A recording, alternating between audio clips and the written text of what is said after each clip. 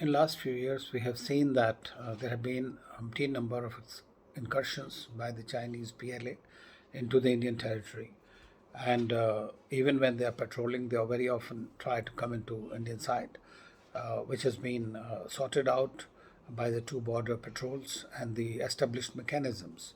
But the Chinese intransigence in the past 2 years we have seen has increased tremendously, and of course there has been some diffusion of crisis due to dialogue, but we still have a lot of problems that need to be resolved. And in my view, the problem is that the LAC is not line of actual control, but it is line as per China. And that is something that needs to be put into them, that they have to abide by all the agreements that they have entered into with the Indian side. Otherwise, the problems will continue to happen, and the relationship cannot be between India and China as if nothing has happened. So that's what it needs to be conveyed, and so that these kind of incursions and the willful aggression by the Chinese troops is avoided. Well, I'm happy that the good sense has prevailed on the British.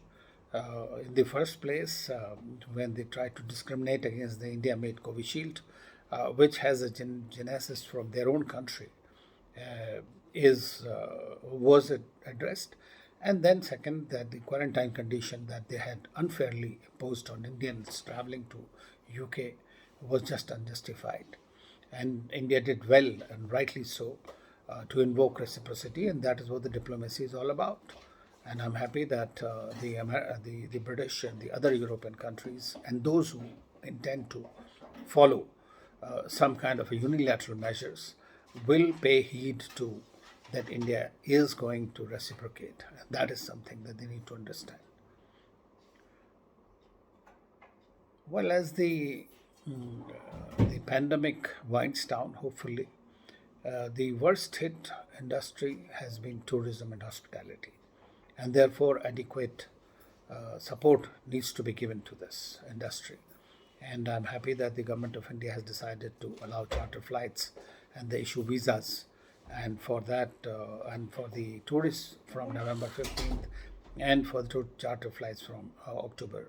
This is a good thing. This will be an impetus for tourism and hospitality sector.